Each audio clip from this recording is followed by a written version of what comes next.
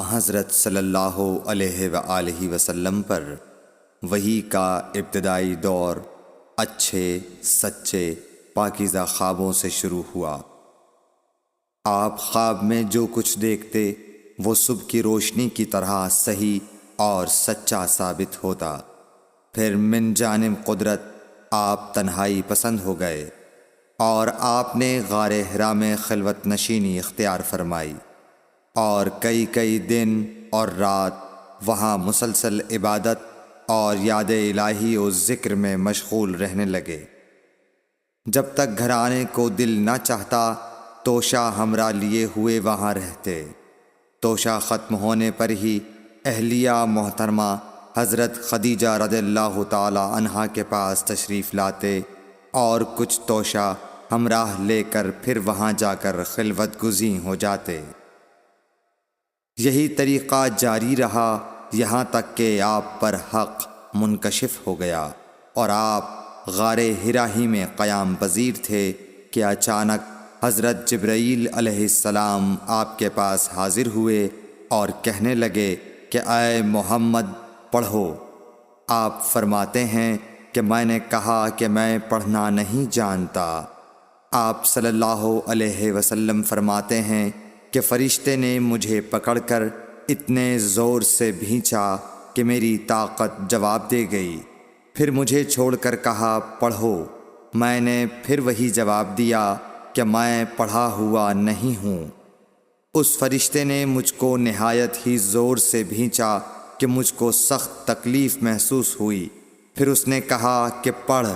میں نے کہا میں پڑھا ہوا نہیں ہوں۔ فرشتے نے تیسری بار مجھ کو پکڑا اور تیسری مرتبہ پھر مجھ کو بھینچا۔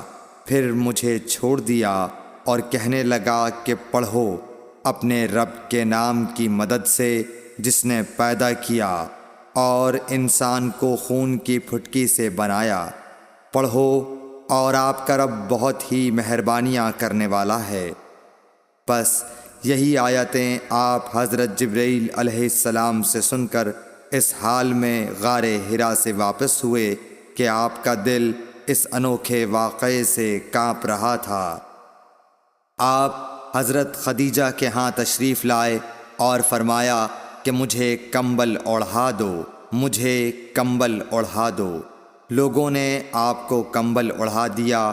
جب آپ کا ڈر جاتا رہا تو آپ نے اپنی زوجہ محترمہ حضرت خدیجہ رضی اللہ تعالی عنہا کو تفصیل کے ساتھ یہ واقعہ سنایا اور فرمانے لگے کہ مجھ کو اب اپنی جان کا خوف ہو گیا ہے۔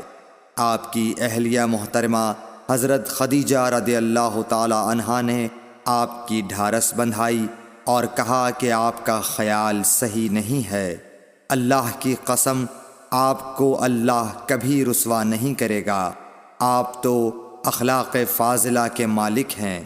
آپ تو کنبہ پرور ہیں، بے کسوں کا بوجھ اپنے سر پر رکھتے ہیں، مفلسوں کے لیے آپ کماتے ہیں، مہمان نوازی میں آپ بے مثال ہیں اور مشکل وقت میں آپ امر حق کا ساتھ دیتے ہیں۔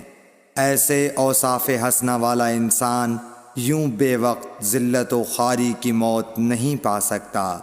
پھر مزید تسلی کے لیے حضرت خدیجہ رضی اللہ تعالی عنہا آپ کو ورقہ بن نوفل کے پاس لے گئیں جو ان کے چچا زاد بھائی تھے اور زمانہ جاہلیت میں نصرانی مذہب اختیار کر چکے تھے اور عبرانی زبان کے کاتب تھے۔